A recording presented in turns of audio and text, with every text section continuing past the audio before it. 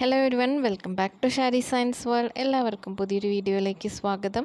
അപ്പോൾ ഇന്നത്തെ വീഡിയോയിൽ നമ്മൾ ക്ലാസ് 7 സെക്കൻഡ് പാർട്ടാണ് ഡിസ്കസ് ചെയ്യുന്നത്. ആദ്യത്തെ ലെസൺ നിർമ്മലമായ പ്രകൃതിക്കായി. അപ്പോൾ ഇതിൽ നമ്മൾ മണ്ണിനെക്കുറിച്ചും ജലത്തിനെക്കുറിച്ചും അതിൻ്റെ മലിനീകരണം, അതിനെ സംരക്ഷിക്കാനുള്ള മാർഗങ്ങൾ, ഇതൊക്കെയാണ് ഇതിൽ പഠിക്കുന്നത്.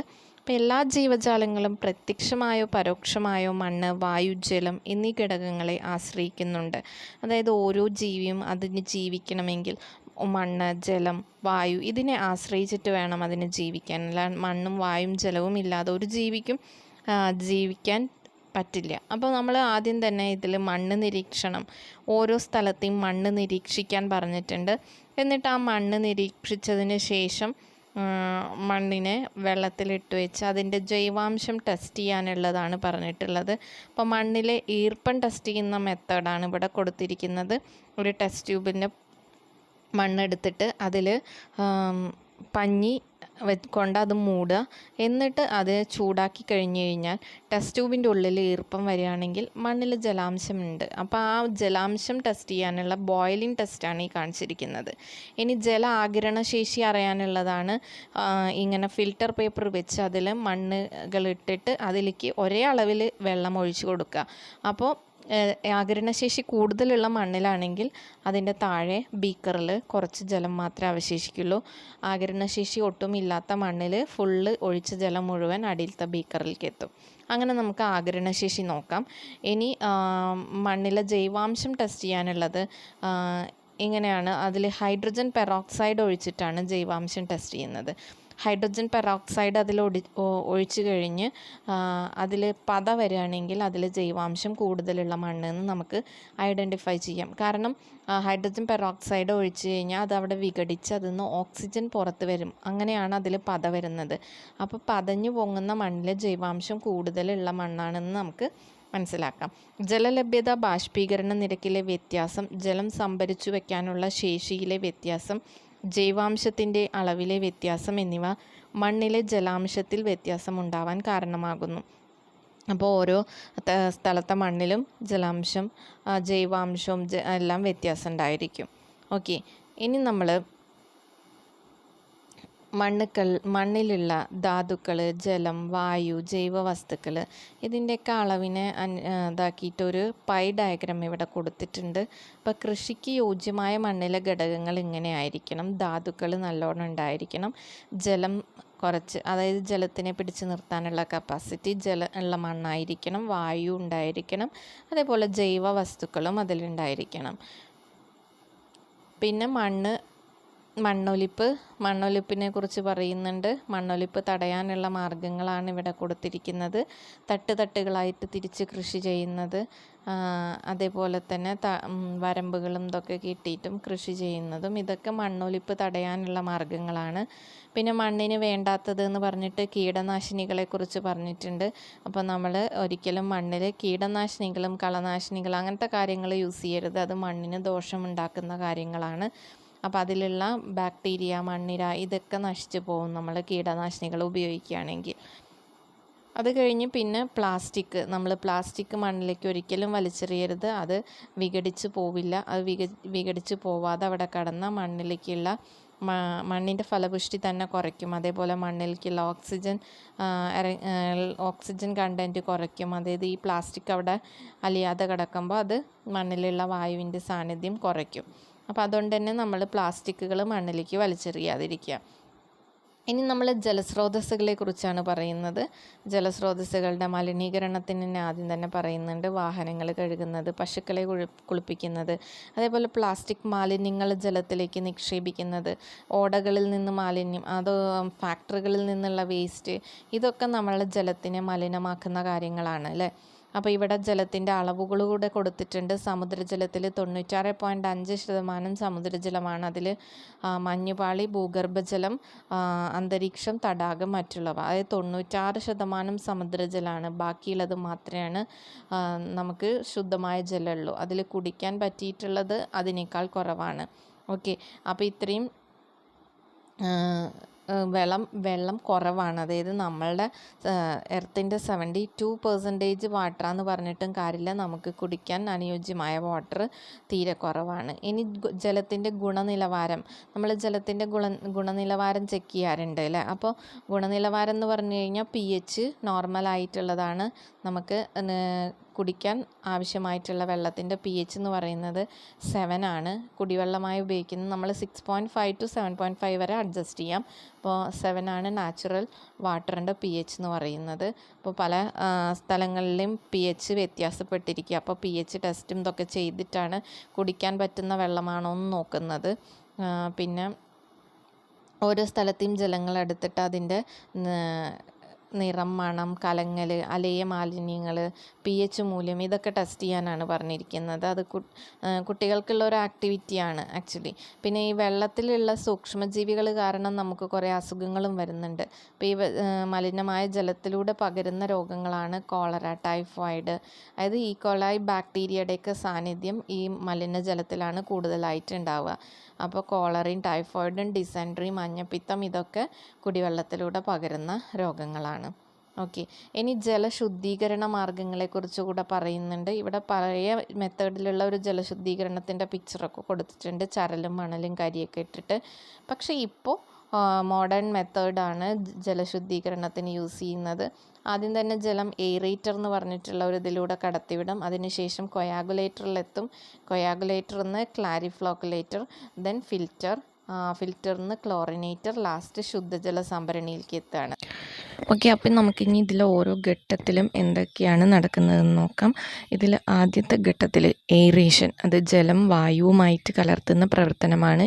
ഇവിടെ ജലത്തിൽ ഓക്സിജൻ്റെ അളവ് വർദ്ധിപ്പിക്കാനാണ് ഇങ്ങനെ ചെയ്യുന്നത്.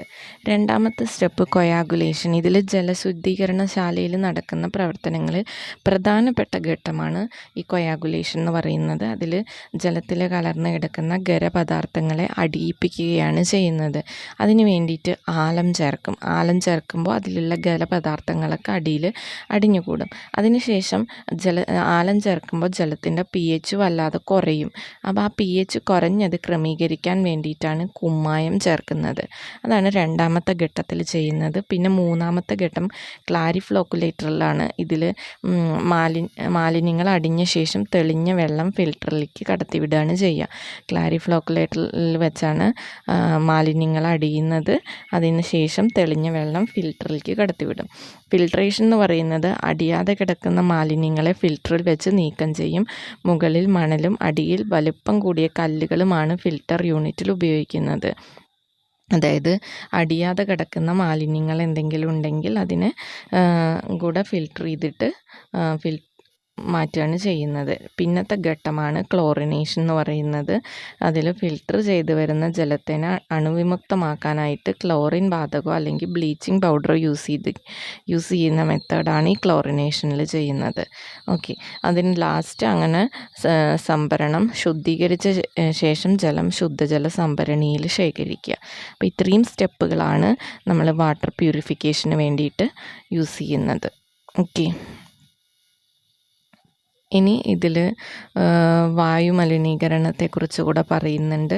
വാഹനങ്ങളിൽ നിന്ന് വരുന്ന പുക, ഫാക്ടറികളിൽ നിന്ന് വരുന്ന പുക, ഇതൊക്കെ അന്തരീക്ഷ വായുവിനെ മലിനമാക്കുന്നുണ്ട്. അന്തരീക്ഷ വായുവിലെ സ്വാഭാവിക ഘടകങ്ങളുടെ അളവ് വ്യത്യാസപ്പെടുകയോ അന്യവസ്തുക്കൾ വായുവിൽ കലരുകയോ ചെയ്യുമ്പോൾ വായു മലിനമായി എന്ന് പറയാം. കൂടിയ തോതിലുള്ള മലിനീകരണം ഗുരുതരമായ ആരോഗ്യ പ്രശ്നങ്ങൾ സൃഷ്ടിക്കുന്നു. അതായത് സ്വാഭാവിക ഘടകങ്ങളുടെ അളവ് വ്യത്യാസപ്പെടുകയോ അന്യവസ്തുക്കൾ വായുവിൽ കലരുകയോ ചെയ്യുമ്പോഴാണ് നമ്മൾ വായുമലിനീകരണം എന്ന് പറയുന്നത്. അപ്പോൾ അമിതമായ വായുമലിനീകരണം ഒരുപാട് അസുഖങ്ങൾക്ക് കാരണമാവും. മെയിനായിട്ടും carbon dioxide, carbon monoxide എന്നീ വാതകങ്ങളാണ് അന്തരീക്ഷ വായുവിനെ മലിനാക്കുന്നത്. ഓക്കെ, അപ്പോൾ എങ്ങനെയൊക്കെയാണ് വായുമലിനീകരണം? കാർബൺ മോണോക്സൈഡ്, വാഹനങ്ങളിൽ നിന്നുള്ള പുകയിൽ നിന്നൊക്കെയാണ് കാർബൺ മോണോക്സൈഡ് വരുന്നത്. ഇത് മനുഷ്യ ശരീരത്തിലെ ഹിമോഗ്ലോബിനുമായി ചേർന്ന് കാർബോക്സി ഹീമോഗ്ലോബിൻ ആവുന്നു. അങ്ങനെ രക്തത്തിൽ ഓക്സിജൻ ആഗിരണം ചെയ്യാനുള്ള ശേഷി കുറയുകയാണ് ചെയ്യുന്നത്. പിന്നെ കാർബൺ ഡൈ ഓക്സൈഡ്, വിറക്, കൽക്കരി എന്നിവയൊക്കെ കത്തുമ്പോഴാണ് കാർബൺ ഡൈ ഓക്സൈഡ് വരുന്നത്. ഇത് ആഗോളതാപനത്തിന് കാരണമാവും. പിന്നെ സൾഫർ ഡൈ ഓക്സൈഡ് ഫാക്ടറികളിൽ നിന്നൊക്കെ വരുന്നതാണ്. ഇത് കണ്ണിന് അസ്വസ്ഥതകൾ ഉണ്ടാക്കും. അതേപോലെ ശ്വാസകോശ അർബുദം, ആസ്മ ഇവയ്ക്കൊക്കെ കാരണമാവും. പിന്നെ നൈട്രജൻ്റെ ഓക്സൈഡുകൾ വാഹനങ്ങളിൽ നിന്നും ഫാക്ടറികളിൽ നിന്നൊക്കെ വരുന്നതാണ്. ഇത് അമ്ലമഴയ്ക്ക് കാരണമാവുന്നുണ്ട്. അപ്പോൾ ഇത്രയുമാണ് നമുക്ക് ഈ ലെസണിൽ പഠിക്കാനുള്ളത്. ജലമലിനീകരണം, വായുമലിനീകരണം, അതേപോലെ തന്നെ നമ്മൾ മണ്ണിനെ കുറിച്ചും പഠിച്ചു. ഇനി നമുക്ക് നെക്സ്റ്റ് ലെസണിലേക്ക് കടക്കാം. മർദ്ദം ദ്രാവകത്തിലും വാതകത്തിലും. അപ്പോൾ ഇവിടെ ഒരു എക്സ്പെരിമെൻ്റൊക്കെ കൊടുത്തിട്ടുണ്ട്. ഒരു പേപ്പർ വെച്ചിട്ട് ആ പേപ്പറിൻ്റെ അടിയിൽ ഒരു സ്കെയിൽ വെച്ച്, സ്കെയിലല്ല ഒരു മരക്കഷ്ണം, എന്നിട്ട് ആ മരക്കഷ്ണത്തിൽ തട്ടുമ്പോൾ പേപ്പർ വീഴുന്നുണ്ടോയെന്ന്. അപ്പോൾ ആദ്യം പേപ്പർ മടക്കി വയ്ക്കുമ്പോൾ മരക്കഷ്ണത്തിൽ നമ്മൾ തട്ടുമ്പോൾ ആ പേപ്പർ വീഴും. അത് പിന്നെ രണ്ടാമത് അത് നൂർത്തി വെച്ചിട്ടാണ് പരീക്ഷണം ചെയ്യുന്നത്. നൂർത്തി വയ്ക്കുമ്പോൾ അത് വീഴില്ല. അതിന് കാരണം വായുവിൻ്റെ ചില പ്രത്യേകതകളാണ് കേട്ടോ. അപ്പോൾ നമുക്ക് ചുറ്റും എല്ലായിടത്തും വായുണ്ട്. വായുവിന് സ്ഥിതി ചെയ്യാൻ സ്ഥലം ആവശ്യമാണ്. വായുവിന് ഭാരമുണ്ട്. അന്തരീക്ഷ വായു പേപ്പറിൽ ബലം പ്രയോഗിക്കുന്നുണ്ട്. അപ്പോൾ അതുകൊണ്ടാണ് ആ പേപ്പർ രണ്ടാമത്തെ ഘട്ടത്തിൽ വീഴാതിരുന്നത്. അതായത് അത് നിർത്തി വെച്ചപ്പോൾ അതിൽ അന്തരീക്ഷ വായു ബലം പ്രയോഗിക്കുന്നുണ്ട്. അതുകൊണ്ടാണ് ആ പേപ്പർ ഉയരാഞ്ഞത്. ഇനി ഇവിടെ ഒരു സിറിഞ്ച് യൂസ് ചെയ്തിട്ടുള്ള ഒരു എക്സ്പെരിമെൻറ്റ് കാണിക്കുന്നുണ്ട്. അതിലെങ്ങനെയാണ് പിസ്റ്റൺ മുന്നോട്ട് വലിക്കുമ്പോഴും പിന്നോട്ട് വലിക്കുമ്പോഴൊക്കെയുള്ള കാര്യങ്ങൾ പറയുന്നുണ്ട്. അപ്പോൾ ഇവിടെ പറയുന്ന ടോപ്പിക് എന്ന് പറയുന്നത് വാതകമർദ്ദമാണ്. വായുവിന് ബലം പ്രയോഗിക്കാൻ കഴിയുന്നു എന്ന് കണ്ടെത്തിയല്ലോ. യൂണിറ്റ് വിസ്തീർണത്തിലുള്ള പ്രതലത്തിൽ വാതകം പ്രയോഗിക്കുന്ന ബലമാണ് വാതകമർദ്ദം. അപ്പോൾ വായുവിന് ബലം പ്രയോഗിക്കാൻ പറ്റുന്നത് നമ്മൾ കണ്ടുപിടിച്ചു. അപ്പോൾ ആ യൂണിറ്റ് വിസ്തീർണത്തിൽ വായു പ്രയോഗിക്കുന്ന മർദ്ദമാണ് വാതകമർദ്ദം എന്ന് പറയുന്നത്. മനസ്സിലായല്ലോ? വാതകമർദ്ദം യൂണിറ്റ് വിസ്തീർണത്തിൽ വാതകം പ്രയോഗിക്കുന്ന ബലം. അന്തരീക്ഷ വായു യൂണിറ്റ് വിസ്തീർണത്തിൽ പ്രയോഗിക്കുന്ന ബലത്തെ അന്തരീക്ഷമർദ്ദം എന്ന് പറയും. അപ്പം അന്തരീക്ഷവായു യൂണിറ്റ് വിസ്തീർണത്തിൽ പ്രയോഗിക്കുന്നത് അന്തരീക്ഷമർദ്ദം. ഇനി നമ്മൾ ഇവിടെ ഒരു കുപ്പിയിൽ ബലൂൺ വെച്ചിട്ടുള്ള ഒരു എക്സ്പെരിമെൻ്റ് ചെയ്യുന്നുണ്ട്. അപ്പോൾ അതിൽ സ്ഫടിക കുപ്പിയിൽ ചൂടുള്ള വെള്ളം ഒഴിച്ചിട്ട് ബലൂണ് പുറത്ത് വയ്ക്കാനാണ് പറഞ്ഞിരിക്കുന്നത്. അപ്പോൾ അവിടെ ബലൂണ് വികസിക്കും. അതിന് കാരണം ചൂടുള്ള വെള്ളം ഒഴിക്കുമ്പോൾ അവിടുത്തെ വായു വികസിച്ച് ആ ബലൂണിലേക്കും കൂടെ കയറുകയാണ് ചെയ്യുന്നത്. അതേപോലെ തന്നെ കുറച്ച് നേരം അത് വയ്ക്കുമ്പോൾ ആ വായു സ്വാഭാവികമായിട്ടും തണുക്കും. അപ്പോൾ ബലൂണ് താനെ ചുരുങ്ങും ചെയ്യും. അങ്ങനെ ആ ഒരു പ്രോസസ്സാണ് ഇവിടെ നടക്കുന്നത്. പിന്നെ ഇവിടെ ഒരു കോളത്തിൽ ബാരോമീറ്റർ എന്തിനാന്ന് കൊടുത്തിട്ടുണ്ട്. നമ്മൾ അന്തരീക്ഷ മർദ്ദം അളക്കാൻ ഉപയോഗിക്കുന്ന യൂണിറ്റാണ് ബാരോമീറ്റർ. ബാരോമീറ്റർ കണ്ടുപിടിച്ച സയൻറ്റിസ്റ്റാണ് ടോറിസെല്ലി എന്ന് പറയുന്നത്. 1608 ഒക്ടോബർ 15 ടോറിസെല്ലി ബാരോമീറ്റർ കണ്ടുപിടിച്ചത്. ഇനി നമ്മൾ ഈ വാതകമർദ്ദം നിത്യജീവിതത്തിൽ നമ്മൾ കുറേ യൂസ് ചെയ്യുന്നുണ്ട്. ഇപ്പോൾ ഒരു പാത്രത്തിൽ നിന്ന് നമ്മൾ മറ്റൊരു താഴെയിരിക്കുന്ന പാത്രത്തിലേക്ക് വെള്ളം എങ്ങനെ പോകും? പൈപ്പൊന്നും ഇല്ലാതെ തന്നെ നമുക്ക് വെറും ഒരു ട്യൂബ് ഇട്ടിട്ട്, അതായത് നമ്മൾ മോട്ടോറും ഇതൊന്നും ഇല്ലാതെ നമുക്ക് വെള്ളത്തിനെ വലിച്ചെടുക്കാം. അതെങ്ങനെയാണ് ചെയ്യാമെന്ന് ചോദിച്ചു കഴിഞ്ഞാൽ നമ്മൾ ആദ്യം ആ പൈപ്പിനുള്ളിലത്തെ എയർ നമ്മൾ പുറത്തേക്ക് എടുക്കണം. അതിന് നമ്മൾ സ്ട്രോ വലിച്ചു കുടിക്കുന്ന ഒരു തത്വം തന്നെ. നമ്മൾ സ്ട്രോ അങ്ങോട്ട് വലിക്കുമ്പോഴാണല്ലോ അതിൻ്റെ ഉള്ളിൽ കൂടെ വെള്ളം കയറുന്നത്. അതേപോലെ ഈ പൈപ്പ് നമ്മൾ ജസ്റ്റ് ഒന്ന് ബാക്കിക്ക് സ്ട്രോ കൂടെ വലിക്കണ പോലെ വലിച്ചു കഴിഞ്ഞാൽ ആ വെള്ളം അതിലൂടെ പുറത്തേക്ക് വരും. ഓക്കെ, ഇനി ഇതിൽ സൈഫൺ നിർമ്മാണം പറയുന്നുണ്ട്. അപ്പോൾ അത് എങ്ങനെയാണ് അത് നിർമ്മിക്കുന്നത്, അതേപോലെ തന്നെ ഓരോ ഉപകരണങ്ങളുടെയും പ്രവർത്തന രീതി. ഇപ്പം നമ്മൾ സിറിഞ്ച്, സ്ട്രോ, ഡ്രോപ്പർ, ഇതൊക്കെ നമ്മൾ ആ മർദ്ദവുമായി ബന്ധപ്പെടുത്തിയിട്ട് പറയാം. ഒരുപാട് എക്സ്പെരിമെൻറ്റ്സ് ഈ ചാപ്റ്ററിലുണ്ട്. അപ്പോൾ എക്സ്പെരിമെൻറ്റുകളൊക്കെ ഒന്ന് ജസ്റ്റ് വായിച്ച് നോക്കുക. ഇനി നമുക്കിതിൽ പറയാനുള്ളത് ബെർണോളി തത്വമാണ്. വായു വേഗത്തിൽ ചലിക്കുമ്പോൾ മർദ്ദം കുറയുന്നു. അതായത് വേഗത്തിൽ വായു മൂവ് ചെയ്യുമ്പോൾ മർദ്ദം കുറയുകയാണ് ചെയ്യുന്നത്. ഇത് കണ്ടുപിടിച്ച ശാസ്ത്രജ്ഞനാണ് ബെർണോളി എന്ന് പറയുന്ന ശാസ്ത്രജ്ഞൻ. അതുകൊണ്ട് തന്നെയാണ് ഇത് ബെർണോളി തത്വം അല്ലെങ്കിൽ ബെർണോളീസ് പ്രിൻസിപ്പിൾ എന്നറിയപ്പെടുന്നത്. ഇപ്പോൾ വിമാനം പറന്നുയരുന്നതും കാറുകളുടെ എയ്റോഡൈനമിക്കൊക്കെ ബെർണോളി തത്വത്തിനെ ബേസ് ചെയ്തിട്ടാണ്. ഇനി അണക്കെട്ടുകളുടെ അടിഭാഗം കൂടുതൽ കനത്തിൽ കെട്ടുന്നതിൻ്റെ കാരണം എന്താണെന്നറിയോ? അവിടെ അതായത് അടിഭാഗത്തായിരിക്കും ഉന്നത മർദ്ദം. ആ ഉന്നത മർദ്ദത്തിനെ നേരിടാൻ വേണ്ടിയിട്ടാണ് കനത്തിൽ അടിഭാഗം കെട്ടുന്നത്. അപ്പോൾ ഈ ദ്രാവക മർദ്ദം അളക്കാൻ ഉപയോഗിക്കുന്ന ഉപകരണമാണ് മർദ്ദമാപിനി. അതായത് നമ്മൾ അന്തരീക്ഷ മർദ്ദം അളക്കാൻ ബാരോമീറ്റർ ഉപയോഗിക്കുന്നുണ്ട് എന്ന് പറഞ്ഞു. ദ്രാവക മർദ്ദം അളക്കാൻ ഉപയോഗിക്കുന്നതാണ് മർദ്ദമാപിനി. അപ്പം ഇത്രയാണ് ഈ ലെസണിൽ പഠിക്കാനുള്ളത്. ഇനി നമുക്ക് അടുത്ത ലെസണിലേക്ക് കടക്കാം. അടുത്ത ലെസൺ പ്രാണവായുവും ജീവരക്തവും. ഇതിൽ മെയിനായിട്ട് നമ്മൾ ശ്വാസോച്ഛ്വാസം, അതായത് നമ്മുടെ ശ്വാസകോശം, അതേപോലെ തന്നെ ബ്ലഡ്, ഇതിനെക്കുറിച്ചൊക്കെയാണ് ഇതിൽ പറയുന്നത്. ഇപ്പോൾ ശ്വാസോച്ഛ്വാസം എന്താണെന്നറിയാലോ? ഉച്ഛ്വാസവും നിശ്വാസവും, അതായത് നമ്മൾ വായു ഉള്ളിലേക്ക് എടുക്കുന്ന പ്രവർത്തനത്തെ ഉച്ഛ്വാസം, ഇൻസ്പിറേഷൻ എന്ന് പറയും. വായു പുറത്തേക്ക് എടുക്കുന്നത് എക്സ്പിറേഷൻ, നിശ്വാസം. അപ്പോൾ നമ്മൾ ഉച്ഛ്വസിക്കുമ്പോൾ വാരിയെല്ലും കൂടെ ഉയരുകയും നിശ്വസിക്കുമ്പോൾ വാരിയെല്ലും കൂടെ താഴുകയും ചെയ്യുന്നു. ഇനി ഉച്ഛ്വസിക്കുമ്പോൾ വാരിയെല്ലും കൂടെ വികസിക്കുകയും നിശ്വസിക്കുമ്പോൾ വാരിയെല്ലും കൂടെ സങ്കോചിക്കുകയും ചെയ്യും. അപ്പോൾ നമ്മളെ മനുഷ്യനിലെ ശ്വസന വ്യവസ്ഥയിലെ വിവിധ ഭാഗങ്ങൾ പറഞ്ഞിട്ടുണ്ട്. നാസാദ്വാരം, നോസ്ട്രിൽസ്, ശ്വാസനാളം, ട്രക്കിയ, ശ്വസനി, ബ്രോങ്കി, ശ്വാസകോശം, ലങ്സ്. ഇതാണ് ഇതിൻ്റെ വിവിധ ഭാഗങ്ങൾ. അപ്പം നമ്മുടെ ശ്വസന വ്യവസ്ഥ എന്ന് പറയുന്നത് മൂക്ക് മുതൽ ശ്വാസകോശം വരെയുള്ള ഭാഗങ്ങളാണ്. മൂക്ക്, ശ്വാസനാളം, ശ്വസനി, ശ്വാസകോശങ്ങൾ. 1 പെയർ ഓഫ് ലങ്സ് ആണുള്ളത്. അപ്പോൾ ഇത് ഒരു ശ്വാസനാളത്തിൻ്റെ ശാഖകൾ ഒരു സി ഷേപ്പിലാണ്. അതേപോലെ തന്നെ ശ്വാസനാളം ഒരു പൈപ്പ് പോലെയാണ്. അത് തരുണാസ്ഥി വലയങ്ങൾ കൊണ്ട് നിർമ്മിതമാണ്. അതായത് കൊളാപ്സ് ചെയ്യാതിരിക്കാൻ വേണ്ടിയിട്ട് തരുണാസ്ഥികൾ കൊണ്ടാണ് ശ്വാസനാളം നിർമ്മിച്ചിരിക്കുന്നത്. മനസ്സിലായല്ലോ? അതേപോലെ തന്നെ ശ്വാസകോശം സ്പോഞ്ച് പോലെയാണ്. അതായത് ഒട്ടും ബലമില്ലാത്ത രൂപത്തിലാണ്. നമ്മൾ കേട്ടിട്ടുണ്ടാവും സ്പോഞ്ച് പോലെയാണെന്നൊക്കെ.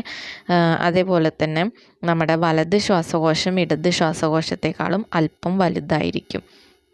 ഇനി ശ്വസനം നടക്കുമ്പോൾ എങ്ങനെയൊക്കെ നമ്മൾ ശ്വാസകോശത്തിൻ്റെ മോഡൽ ഉണ്ടാക്കുന്നതൊക്കെ ഇവിടെ കൊടുത്തിട്ടുണ്ട് കേട്ടോ. ഇനി നമ്മൾ ശ്വാസകോശം നടക്കുമ്പോൾ എങ്ങനെയൊക്കെയാണ് അവിടെ നമ്മുടെ ഔരസാശയം, അതായത് ആ വാരിയെല്ലുകൾ, ശ്വാസകോശം, ഹൃദയം, ഇതൊക്കെ ഒക്യുപ്പൈ ചെയ്യുന്ന ആ ഒരു ഭാഗത്തിനെയാണ് നമ്മൾ ഔരസാശയം എന്ന് പറയുന്നത്. ഔരസാശയത്തിൻ്റെ അടിത്തട്ടിലെ മാംസപേശികളുടെ പാളിയായ ഡയഫ്രവും വാരിയെല്ലിനോട് ചേർന്ന് കാണപ്പെടുന്ന മാംസപേശികളുമാണ് ശ്വാസകോശത്തിൻ്റെ സങ്കോച വികാസങ്ങൾ സാധ്യമാക്കുന്നത്.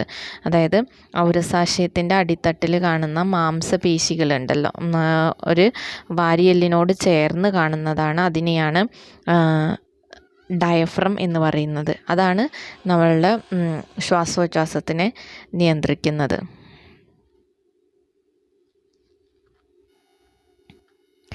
അപ്പോൾ ശ്വാസോച്ഛ്വാസം നടക്കുമ്പോൾ ഡയഫ്രത്തിൻ്റെ അവസ്ഥ എങ്ങനെയാണെന്ന് നോക്കാം. ശ്വാസം നമ്മൾ ഉച്ഛ്വസിക്കുമ്പോൾ, അതായത് ആദ്യം നിശ്വാസം നോക്കാം. ഡയഫ്രം പൂർവ്വസ്ഥിതിയിൽ തന്നെ ആയിരിക്കും നിശ്വസിക്കുമ്പോൾ. അതായത് ആദ്യം തന്നെ നമ്മൾ ശ്വാസകോശത്തിൽ നിന്ന് വായു പുറന്തള്ളുമ്പോൾ, അതായത് ഉച്ഛ്വസിക്കുമ്പോൾ ഔരസാശയത്തിൻ്റെ വ്യാപ്തി വർദ്ധിക്കുന്നു. നമ്മൾ ഉച്ഛ്വാസം, അതായത് ശ്വാസം പുറത്തേക്ക് വിടുമ്പോൾ ഔരസാശയത്തിൻ്റെ വ്യാപ്തി വർദ്ധിക്കുന്നു. ഔരസാശയത്തിൽ വായുമർദ്ദം കുറയും. ഇനി വായു ശ്വാസകോശത്തിലേക്ക് പ്രവേശിക്കും. നിശ്വാസ സമയത്ത് ഡയഫ്രം പൂർവ്വസ്ഥിതിയിലാവും. ഔരസാശയത്തിലെ വായുമർദ്ദം കൂടും. പിന്നീടാണ് ശ്വാസകോശത്തിൽ നിന്ന് നമ്മൾ വായു പുറന്തള്ളുന്നത്. അതായത് ഇതൊരു സൈക്ലിക്കായിട്ട് നടന്നുകൊണ്ടിരിക്കുന്ന പ്രോസസ്സാണ്. അപ്പോൾ ഇതിൽ ഡയഫ്രത്തിൻ്റെ പ്രത്യേകത എന്താണെന്ന് വെച്ച് കഴിഞ്ഞാൽ, നമ്മുടെ ആ ശ്വാസം എടുക്കുമ്പോഴും പുറത്തേക്ക് വിടുമ്പോഴും അവിടെ ആ ഔരസാശയത്തിൻ്റെ വലുപ്പം, അതായത് ഈ ഡയഫ്രം പൊന്തും താഴും ചെയ്യും. അതായത് അടിത്തട്ടിലെ മാംസപേശികളുടെ പാളിയാണ് ഈ ഡയഫ്രം എന്ന് പറയുന്നത്. അത് പൊന്തും താഴും ചെയ്യാണ് ചെയ്യുക. അപ്പം നമ്മൾ ഉച്ഛ്വാസ സമയത്തും നിശ്വാസ സമയത്തും ഡയഫ്രത്തിൻ്റെ പൊസിഷൻ എങ്ങനെയൊക്കെയാണ് നോക്കുക. അപ്പോൾ ഔരസാശയത്തിൻ്റെ വ്യാപ്തി വർദ്ധിക്കും എന്ന് പറഞ്ഞു ഉച്ഛ്വാസത്തിൻ്റെ സമയത്ത്. നിശ്വാസത്തിൻ്റെ സമയത്ത് ഔരസാശയം ഉദരാശയത്തിൻ്റെ അതായത് ആ ഉദരാശയത്തിൻ്റെ വ്യാപ്തി കുറയുകയാണ് ചെയ്യുക, വായു പുറന്തള്ളുകയാണ് ചെയ്യുന്നത്. ഉച്ഛ്വാസ സമയത്ത് ഉദരാശയത്തിലെ വായുമർദ്ദം കുറയുന്നു, നിശ്വാസ സമയത്താണെങ്കിൽ വായുമർദ്ദം കൂടുകയാണ് ചെയ്യുന്നത്. ഇനി വായു ശ്വാസകോശത്തിലേക്ക് പ്രവേശിക്കുന്ന സമയമാണ് ഉച്ഛ്വാസം. നിശ്വാസം എന്ന് പറഞ്ഞു കഴിഞ്ഞാൽ ശ്വാസകോശത്തു നിന്ന് പുറത്തേക്ക് കടക്കുന്ന സമയമാണ്. അപ്പോൾ ഈ ഓരോ സമയത്തും ഇതിൻ്റെ ഓക്സിജൻ്റെ അളവ് ഉച്ഛ്വാസവായുവിൽ 21% ഉണ്ടാവും ഓക്സിജൻ, പക്ഷെ നിശ്വാസവായുവിൽ 15% ഉണ്ടാവുള്ളൂ, ബാക്കി അവിടെ യൂട്ടിലൈസ് ചെയ്യും. കാർബൺ ഡൈ ഓക്സൈഡ് ആണെങ്കിൽ ഉച്ഛ്വാസവായുവിൽ 0.04 ഉള്ളൂ, നിശ്വാസവായുവിൽ അത് 4% ആയിട്ടുണ്ടാവും. കാർബൺ ഡൈ ഓക്സൈഡിൻ്റെ അളവ് അവിടെ കൂടുകയാണ് ചെയ്യുന്നത്. ഇനി നൈട്രജൻ അതേപോലെ തന്നെയാണ്, അതിനൊരു ചേഞ്ചും ഉണ്ടാവില്ല, ജലബാഷ്പം കൂടുകയാണ് ചെയ്യുന്നത്. അതായത് റെസ്പിറേഷൻ്റെ പ്രോഡക്റ്റായിട്ട് വാട്ടറും കൂടെ പ്രൊഡ്യൂസ് ചെയ്യുന്നുണ്ട്. ഓക്കെ, ഇനി ഇതിലൊരു എക്സ്പെരിമെൻ്റ് കൊടുത്തിട്ടുണ്ട്, ചുണ്ണാമ്പ് വെള്ളത്തിലേക്ക് ഊതുന്നത്.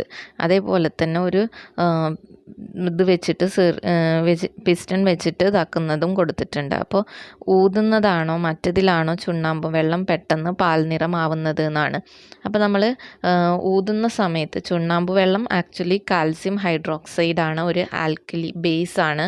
അപ്പോൾ ഈ തെളിഞ്ഞ ചുണ്ണാമ്പ് വെള്ളത്തിലേക്ക് നമ്മൾ കാർബൺ ഡൈ ഓക്സൈഡ് കടത്തിവിടുമ്പോൾ അത് കാൽഷ്യം കാർബണേറ്റ് ആയിട്ട് മാറും. അങ്ങനെ ചുണ്ണാമ്പ് വെള്ളം വെളുത്ത നിറമായിട്ട് മാറുകയാണ് ചെയ്യുക. അപ്പം നമ്മൾ ഊതുന്ന സമയത്ത് ആണ് കൂടുതൽ കാർബൺ ഡൈ ഓക്സൈഡ് നമ്മൾ പുറത്തേക്ക് വിടുന്നത്. ആ സമയത്താണ് അതുകൊണ്ട് തന്നെ പാൽ നിറാവുന്നത് കൂടുതലായിട്ടുണ്ടാവുക. ഓക്കെ, ഇനി നമ്മൾ ശ്വാസകോശത്തിൽ എന്തെങ്കിലും തടസ്സപ്പെട്ടാൽ എന്ത് ചെയ്യണം? അപ്പോൾ അവിടെ ചെയ്യേണ്ടത്, ഒരു വ്യക്തി ഒരു വലിയൊരാളാണെങ്കിൽ നമ്മൾ വയറിൽ ചുറ്റിപ്പിടിച്ച് ഒരു കൈപ്പത്തി ചുരുട്ടിപ്പിടിച്ച് വാരിയലിന് താഴെ വെച്ച് മറ്റേ കൈപ്പത്തി അതിന് മുകളിൽ വെച്ച് പെട്ടെന്ന് അമർത്തുക. അങ്ങനെയാണെങ്കിൽ വലിയ ആൾക്കാരുടെ എന്തെങ്കിലും കുടുങ്ങിയിട്ടുണ്ടെങ്കിൽ അത് ശരിയാവും. ഇനി കുട്ടികളിലെ ആണെങ്കിൽ കുട്ടികളെ മടക്കി വെച്ച കാലിൽ കമഴ്ത്തി കിടത്തിയിട്ട് തോളുകൾക്കിടയിൽ ശക്തിയായിട്ട് തട്ടിക്കഴിഞ്ഞാൽ എന്തെങ്കിലും കുടുങ്ങിയിട്ടുണ്ടെങ്കിൽ പുറത്തേക്ക് വരും. ഇനി ശ്വസനത്തിലെ വൈവിധ്യം, ഇപ്പം നമ്മൾ ഓരോ ജീവികളിലും ശ്വസനം വ്യത്യസ്തമാണ് അല്ലേ. ഇപ്പം അമീബയിലാണെങ്കിൽ അമീബ കോശസ്തരത്തിലൂടെയാണ് ശ്വസിക്കുന്നത്, മണ്ണിരയാണെങ്കിൽ ഈർപ്പമുള്ള ത്വക്കിലൂടെയാണ് ശ്വസിക്കുന്നത്, ഷഡ്പദങ്ങൾ നാളികാജാലകത്തിലൂടെയാണ് ശ്വസിക്കുക, മത്സ്യങ്ങളാണെങ്കിൽ അതിൻ്റെ ചെകിളപ്പൂക്കൾ യൂസ് ചെയ്തിട്ടാണ് ശ്വസിക്കുന്നത്, ഉഭയജീവികളാണെങ്കിൽ അതായത് തവളം ത്വക്കിലൂടെയും ശ്വാസകോശം വഴിയും ശ്വസിക്കുന്നുണ്ട്. അതായത് തവള കരയിലായിരിക്കുമ്പോൾ ശ്വാസകോശത്തിലൂടെയും വെള്ളത്തിലായിരിക്കുമ്പോൾ ത്വക്കിലൂടെയും ശ്വസിക്കും. ഇനി സസ്യങ്ങളിലും ശ്വസനം ഇല്ലേന്നാണ്. സസ്യങ്ങളിലും ശ്വസനമുണ്ട്. സസ്യങ്ങളിൽ ശ്വസനത്തിന് സഹായിക്കുന്നത് ആസ്യരന്ധ്രങ്ങളാണ്. അതായത് സ്റ്റൊമാറ്റ വഴിയാണ് ഓക്സിജൻ ഉള്ളിലേക്ക് എടുക്കുന്നതും പുറത്തേക്ക് വിടുന്നതും. അപ്പോൾ ആസ്യരന്ധ്രങ്ങളാണ് ശ്വസനത്തിന് സഹായിക്കുന്നത്. ഇനി ജീവികളുടെ ശ്വസനത്തിൻ്റെ ഒരു ഫ്ലോ ചാർട്ട് അവിടെ കൊടുത്തിട്ടുണ്ട്. അപ്പോൾ അതൊന്ന് ജസ്റ്റ് നോക്കുക.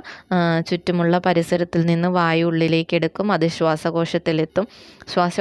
ശ്വാസകോശത്തു നിന്ന് അത് ഓക്സിജൻ രക്തത്തിൽ കലരും, രക്തത്തിൽ നിന്ന് ഓക്സിജൻ കോശങ്ങളിലെത്തും.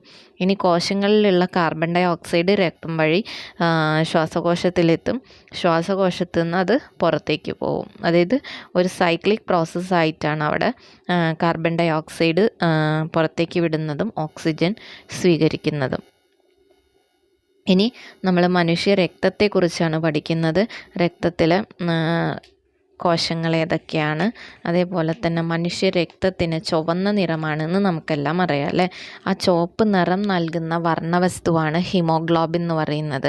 അപ്പോൾ മനുഷ്യ രക്തത്തിന് ചുവപ്പ് നിറം കൊടുക്കുന്ന വർണ്ണവസ്തുവാണ് ഹിമോഗ്ലോബിൻ. അതേപോലെ തന്നെ ഇരുമ്പും പ്രോട്ടീനും ഒക്കെ നമ്മുടെ ബ്ലഡിൽ അടങ്ങിയിട്ടുണ്ട്. അതേപോലെ ഓക്സിജൻ്റെ സംവഹനമാണ് രക്തത്തിൻ്റെ പ്രധാന ധർമ്മം എന്ന് പറയുന്നത്.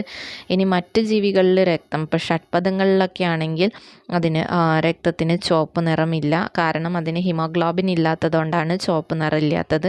പിന്നെ ഏകകോശ ജീവികളിലാണെങ്കിൽ പദാർത്ഥ സംവഹനം നടക്കുന്നത് കോശദ്രവ്യത്തിലൂടെയാണ്. ഇനി ഹിപ്പോപ്പൊട്ടാമസ് ഇതിൻ്റെയൊക്കെ ബ്ലഡ് റെഡ് കളർ, അതായത് വിയർപ്പ് തുള്ളികൾ റെഡ് കളറിലാണ്. അപ്പോൾ ചുവന്ന വിയർപ്പ് കണങ്ങൾ എന്നാണ് അതിന് പറയുക. ഇനി വേറെ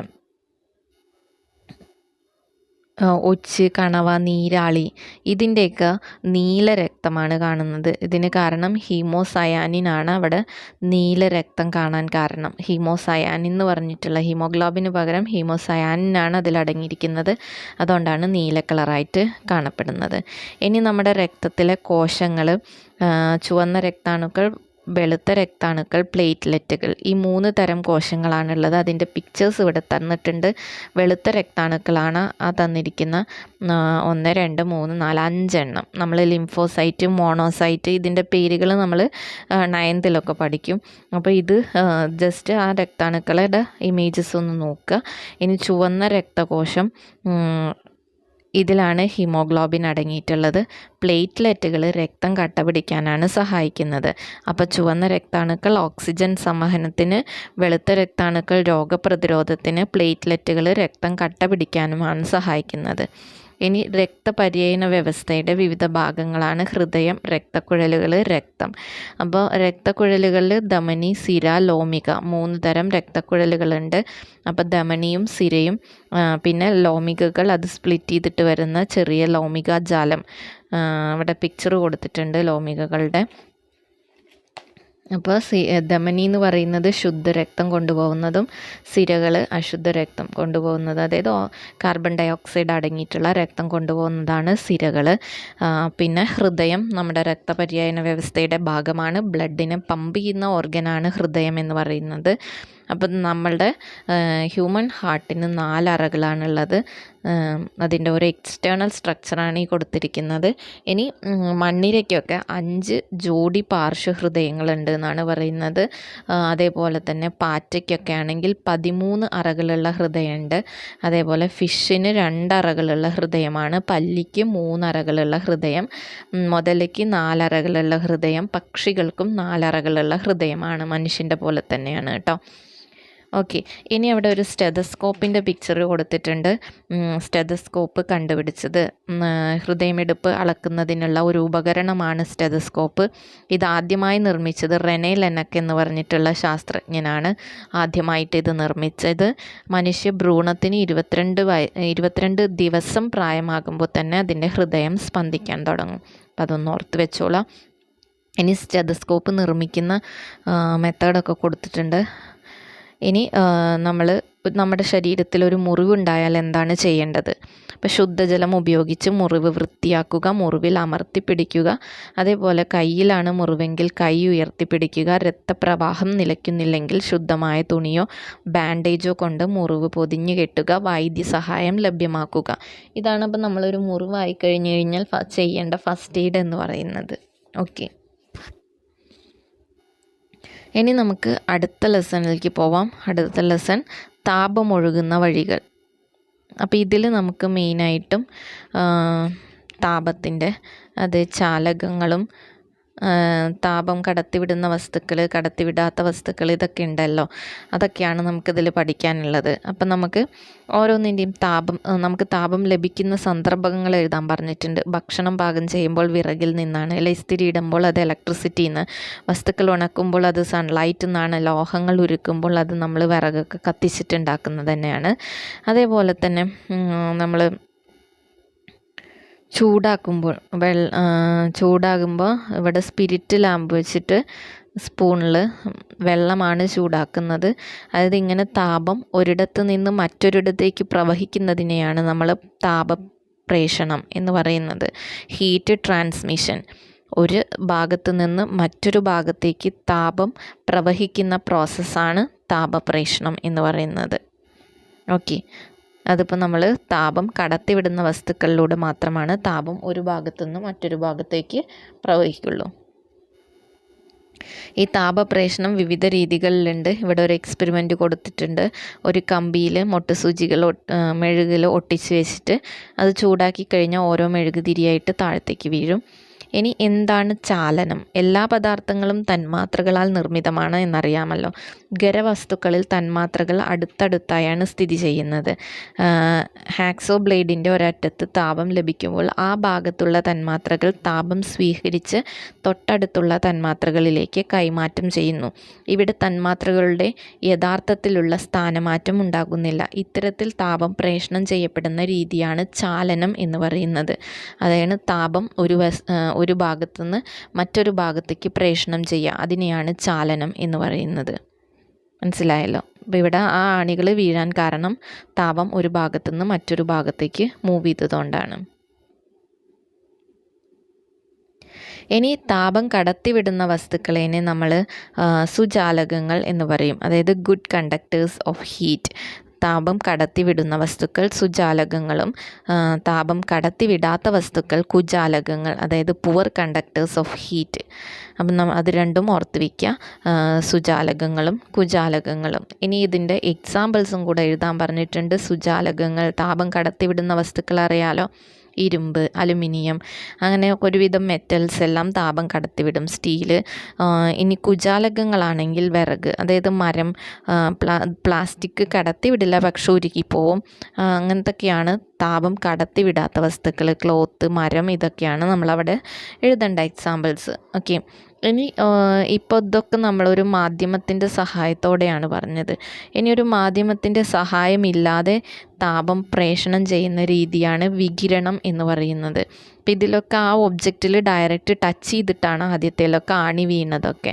അപ്പോൾ ഇവിടെ എന്താണെന്ന് വെച്ച് കഴിഞ്ഞാൽ ആ മാധ്യമം ഇല്ലാതെ, അതായത് വികിരണങ്ങൾ വഴിയാണ്, മാധ്യമം ഇല്ലാതെ താപം പ്രേഷണം ചെയ്യുന്ന രീതിയാണ് വികിരണം എന്ന് പറയുന്നത്. ആ വികിരണമാണ് ഇവിടെ ആ സാധനത്തിനെ ചൂടാക്കുന്നത്. മിനുസമുള്ള പ്രതലം വികിരണ താപത്തെ പ്രതിപദിപ്പിക്കുകയാണ് ചെയ്യുക. അപ്പോൾ താപം ലഭിക്കുമ്പോൾ ഖരവസ്തുക്കൾ വികസിക്കുന്നു, താപം നഷ്ടപ്പെടുമ്പോൾ അവ സങ്കോചിക്കുന്നു. അത് പറയാം. അപ്പോൾ ഈ വികിരണം എന്താണെന്ന് മനസ്സിലായല്ലോ. ഒരു മീഡിയം ഇല്ലാതെ താപം പ്രേഷണം ചെയ്യുന്നത്. ഇപ്പോൾ നമ്മൾ അടുപ്പ് കത്തിച്ചിട്ട് പാത്രം ചൂടാവുന്നത്, അതേപോലെ തന്നെ നമ്മൾ സൺലൈറ്റിൽ നിന്ന് വരുന്ന റേസ് നമുക്കെത്തി നമുക്ക് ചൂടനുഭവപ്പെടുന്നത്, അതും വികിരണമാണ് കേട്ടോ. ഇനി താപപ്രേഷണം ദ്രാവകങ്ങളിൽ നമ്മൾ ചൂടാക്കുമ്പോൾ ആ ദ്രാവകങ്ങളിലേക്ക് താപം പ്രവഹിക്കുന്നുണ്ട് അല്ലേ. അപ്പോൾ ആ തണുത്ത ദ്രാവകം മുകളിലേക്ക് പോവും. അതായത് അടിയിലത്തെ ആദ്യം ചൂടാവും. അപ്പോൾ ആ ചൂടായത് മുകളിലേക്ക് പോയി തണുത്തത് അടിയിലേക്ക് വരും. അതാണ് ആ ജലത്തിൽ നമ്മളൊരു മൂവ്മെൻറ്റ്, ഒരു ചലനം അവിടെ നമുക്ക് ഫീൽ ചെയ്യുന്നത്. അപ്പോൾ ജലത്തിൽ താപം പ്രേഷണം ചെയ്യപ്പെടുന്നത് എങ്ങനെയാണെന്ന് അറിയാമല്ലോ. തന്മാത്രകളുടെ സ്ഥാനമാറ്റം മുഖേന താപം പ്രേഷണം ചെയ്യപ്പെടുന്ന രീതിയാണ് സംവഹനം എന്ന് പറയുന്നത്. അപ്പോൾ ആദ്യത്തെ നമ്മൾ കണ്ടക്ഷൻ, ഇത് കൺവെക്ഷനാണ്. സംവഹനം തന്മാത്രകളുടെ സ്ഥാനമാറ്റം മുഖേന താപം പ്രേഷണം ചെയ്യപ്പെടുന്ന രീതി. മനസ്സിലായല്ലോ. അതാണ് അത് നമ്മൾ ദ്രാവകങ്ങളിലാണ് ഈ കൺവെക്ഷൻ കാണുന്നത്. അപ്പോൾ രണ്ടാമത്തെ വികിരണമാണ്. വികിരണം വായു കൂടെയാണ് നടക്കുന്നത്. സംവഹനം ദ്രാവകങ്ങളിലൂടെയാണ് നടക്കുന്നത് കേട്ടോ. ഇനി സൂര്യനിൽ നിന്ന് വികിരണങ്ങൾ എത്തുന്നതും വിറകടുപ്പ്. വികിരണം നമ്മൾ ഓൾറെഡി പറഞ്ഞതാണ്. മാധ്യമത്തിൻ്റെ സഹായമില്ലാതെ തന്നെ താപം പ്രേഷണം ചെയ്യപ്പെടുന്ന രീതിക്ക് വികിരണം എന്ന് പറയുന്നു. മിനുസമുള്ള പ്രതലം വികിരണ താപത്തെ പ്രതിപദിപ്പിക്കും. ഇനി ചാലനം എന്താ, സംവഹനം എന്താ, വികിരണം എന്താണെന്നൊന്നും കൂടെ കൺക്ലൂഡ് ചെയ്യാം. ചാലനം തന്മാത്രകളുടെ യഥാർത്ഥത്തിലുള്ള സ്ഥാനമാറ്റമില്ലാതെ ഒരു വസ്തുവിൻ്റെ ഒരറ്റത്ത് നിന്ന് മറ്റേ അറ്റത്തേക്ക് താപം പ്രേഷണം ചെയ്യപ്പെടുന്ന രീതിയാണ് ചാലനം എന്ന് പറയുന്നത്. അടുത്തത് സംവഹനം. ദ്രാവകങ്ങളിലും വാതകങ്ങളിലും തന്മാത്രകളുടെ യഥാർത്ഥ സ്ഥാനമാറ്റം മുഖേന താപം പ്രേഷണം ചെയ്യപ്പെടുന്ന രീതിയാണ് സംവഹനം. ഇനി വികിരണം. മാധ്യമത്തിൻ്റെ സഹായമില്ലാതെ താപം ഒരിടത്ത് നിന്ന് മറ്റൊരിടത്തേക്ക് എത്തുന്ന രീതിയാണ് വികിരണം എന്ന് പറയുന്നത്. അപ്പോൾ ഈ 3 രീതിയിലും താപം പ്രേഷണം ചെയ്യുന്നുണ്ട്. ഇനി താപീയ വികാസം ഖരവസ്തുക്കളിൽ. ഇപ്പോൾ താപം ലഭിക്കുമ്പോൾ ഖരവസ്തുക്കൾ വികസിക്കുകയും താപം നഷ്ടപ്പെടുമ്പോൾ അവ സങ്കോചിക്കുകയും ചെയ്യുന്നുണ്ട്. ഇപ്പം നമ്മൾ എന്താ വെച്ചാൽ ഇരുമ്പിൻ്റെ എന്തെങ്കിലും സാധനങ്ങളൊക്കെ നമ്മളിങ്ങനെ അടിച്ച് പരത്താനൊക്കെ അത് ചൂടാക്കിയിട്ടാണ് അതിനെ അടിച്ച് പരത്തുന്നത് അല്ലേ. അപ്പോൾ താപം സ്വീകരിക്കുമ്പോഴാണ് അവ വികസിക്കുന്നത്. താപം നഷ്ടപ്പെടുമ്പോൾ അവ സങ്കോചിക്കുകയാണ് ചെയ്യുന്നത്. ഇപ്പോൾ സങ്കോചിക്കുവാനും വികസിക്കുവാനുമുള്ള ദ്രാവകങ്ങളുടെ കഴിവ് പ്രയോജനപ്പെടുത്തി പ്രവർത്തിക്കുന്നതാണ് നമ്മുടെ ലബോറട്ടറി തെർമോമീറ്ററും ക്ലിനിക്കൽ തെർമോമീറ്ററൊക്കെ കേട്ടോ. അപ്പോൾ ദ്രാവകങ്ങളിലുമുണ്ട് താപീയ വികാസം. അപ്പോൾ ഈ താപീയ വികാസത്തെ ഇതാക്കിയിട്ട് പ്രവർത്തിക്കുന്നതാണ് clinical thermometer, laboratory thermometer. Clinical thermometer നമ്മൾ പനി ഉണ്ടോയെന്ന് ചെക്ക് ചെയ്യാൻ വേണ്ടിയിട്ടുള്ളത്. ലബോറട്ടറി തെർമോമീറ്റർ ലാബുകളിലൊക്കെ നമ്മൾ യൂസ് ചെയ്യുന്നതാണ്. ഇപ്പോൾ തെർമോമീറ്ററിൻ്റെ അഗ്രഭാഗത്ത് ബൾബിൽ കാണപ്പെടുന്ന ദ്രാവകം മെർക്കുറിയാണ്. ശരീര താപനില അളക്കാൻ വേണ്ടി മാത്രമാണ് നമ്മൾ ക്ലിനിക്കൽ തെർമോമീറ്റർ ഉപയോഗിക്കുന്നത്. വാതകങ്ങൾ താപം ലഭിക്കുമ്പോൾ വികസിക്കുകയും തണുക്കുമ്പോൾ സങ്കോചിക്കുകയും ചെയ്യും. നമ്മൾ ഖരങ്ങളുടെ പോലെ തന്നെയാണ്. ഇനി നമ്മളിതിൽ വാതകങ്ങളിലും താപീയ വികാസം നടക്കുന്നുണ്ട്. താപം ലഭിക്കുമ്പോൾ വികസിക്കുകയും തണുക്കുമ്പോൾ സങ്കോചിക്കുകയും ചെയ്യും. ഇനി താപീയ വികാസം നിത്യജീവിതത്തിൽ അനുഭവപ്പെടുന്ന സിറ്റുവേഷൻസാണ് നമുക്ക് കാറ്റ്, കടൽക്കാറ്റും കരക്കാറ്റും. കടൽക്കാറ്റ് എന്ന് പറയുമ്പോൾ പകൽ സമയത്ത് കര വേഗം ചൂടുപിടിക്കുകയും വായു വികസിച്ച് മുകളിലേക്ക് ഉയരുകയും ചെയ്യും. ഈ സമയം കടലിൽ നിന്ന് ചൂട് കുറവായ വായു കരയിലേക്ക് പ്രവഹിക്കും. ഇതാണ് കടൽക്കാറ്റ് എന്ന് പറയുന്നത്. ഇനി കരക്കാറ്റാണെങ്കിൽ രാത്രി സമയത്ത് കര വേഗം തണുക്കും. പക്ഷെ കടലിന് മുകളിലെ വായു കരയ്ക്ക് മുകളിലെ വായുവിനേക്കാളും വികസിച്ചിരിക്കും, അതായത് കുറച്ച് ചൂടായിരിക്കും. ഈ സമയത്ത് കടലിന് മുകളിലേക്ക് ഇവിടുന്ന് കരയിൽ നിന്ന് വായു പ്രവഹിക്കുകയാണ് ചെയ്യുന്നത്. അതിനെയാണ് കരക്കാറ്റ് എന്ന് പറയുന്നത്. അതായത് രാത്രി കരയിൽ നിന്ന് കടലിലേക്ക് വീശുന്ന കാറ്റ്, മറ്റത് കടൽക്കാറ്റ് പകൽ സമയത്ത് കടലിൽ നിന്ന് കരയിലേക്ക് വീശുന്ന കാറ്റ്. ഇത് കരയ്ക്കും കടലിനും ഏകദേശം ഒരേ പോലെ തന്നെ താപം ലഭിച്ചിട്ടും ചൂട് വ്യത്യസ്തമാണ്. അതായത് നമ്മൾ വെള്ളം പെട്ടെന്ന് ചൂടാവില്ല, പതുക്കെയാണ് ചൂടാവുള്ളൂ. പക്ഷെ കര പെട്ടെന്ന് ചൂടാവും. അതുകൊണ്ടാണ് പകൽ സമയത്ത് കര പെട്ടെന്ന് ചൂടാവുന്നതും രാത്രി സമയത്ത് കടൽ ചൂടായിരിക്കുന്നതും. മനസ്സിലായല്ലോ? കര പെട്ടെന്ന് തണുക്കും ചെയ്യും, കടൽ പക്ഷെ സാവധാനത്തിലേ തണുക്കുള്ളൂ. സാവധാനം ചൂടായതുപോലെ തന്നെ തണുക്കലും സാവധാനമായിരിക്കും. ഇനി കാറ്റിൻ്റെ ദിശയൊക്കെ പറഞ്ഞിട്ടുണ്ട്. ഇപ്പം നമ്മൾ ഭൂമിയിൽ തന്നെ ഭൂമധ്യരേഖയുടെ അടുത്ത് ഏറ്റവും അധികം ചൂട് അനുഭവപ്പെടാൻ കാരണം എന്തായിരിക്കും? സൂര്യപ്രകാശം ലംബമായിട്ടാണ് അവിടെ പതിക്കുന്നത്. അതുകൊണ്ടാണ് അവിടെ ഏറ്റവും കൂടുതൽ ചൂട് അനുഭവപ്പെടുന്നത്. മൺസൂൺ കാലത്തെക്കുറിച്ചൊക്കെ ഇതിൽ പറയുന്നുണ്ട്. മൺസൂൺ മഴ, ശക്തമായ കാറ്റും മഴയും മിന്നലും ഉള്ളപ്പോൾ നമ്മൾ എടുക്കേണ്ട മുൻകരുതലുകളൊക്കെ ഈ കോളത്തിൽ കൊടുത്തിട്ടുണ്ട്. ഒറ്റപ്പെട്ടതും ഉയരമുള്ളതുമായ മരത്തിന് താഴെ നിൽക്കരുത്. യാത്ര ചെയ്തുകൊണ്ടിരിക്കുകയാണെങ്കിൽ യാത്ര നിർത്തി സുരക്ഷിതമായ സ്ഥലത്ത് നിൽക്കണം. വൈദ്യുതി ലൈനുകൾ പൊട്ടി വീണ അപകടമുണ്ടാകാനുള്ള സാധ്യത മനസ്സിലാക്കി വേണ്ട മുൻകരുതലുകൾ എടുക്കണം. അതൊക്കെ കുറേ ഇൻസ്ട്രക്ഷൻസ് തന്നിട്ടുണ്ട്. അപ്പോൾ അതൊക്കെ ഒന്ന് ജസ്റ്റ് വായിച്ച് നോക്കുക. അത്രയാണ് ഇപ്പോൾ നമുക്ക് ഈ ലെസണിൽ പറയാനുള്ളത്. ഇനി ഇതിലെ ലാസ്റ്റ് ലെസൺ സുരക്ഷ ഭക്ഷണത്തിലും. അപ്പോൾ ഇതിൽ നമ്മൾ ഭക്ഷണത്തിലും സുരക്ഷ, നമ്മൾ കുറച്ച് ഭക്ഷണങ്ങൾ സൂക്ഷിക്കേണ്ട വിധം ഇതൊക്കെയാണ് ഇതിൽ പറയുന്നത്. അപ്പോൾ ആദ്യം തന്നെ ഭക്ഷണം കേടുകൂടാതെ നമുക്ക് എങ്ങനെയൊക്കെ സൂക്ഷിക്കാം.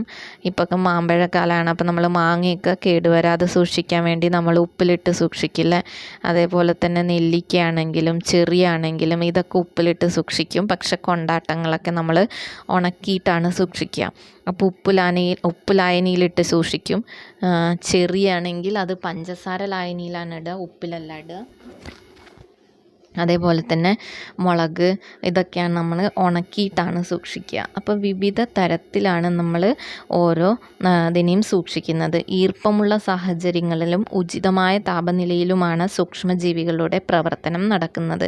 അതായത് നനവുള്ള സാഹചര്യത്തിലും ഉചിതമായ താപനിലയിലുമാണ് ജീവികൾ പ്രവർത്തിക്കുന്നത്. അപ്പോഴാണ് അത് കേടുവരുന്നത് അല്ലേ.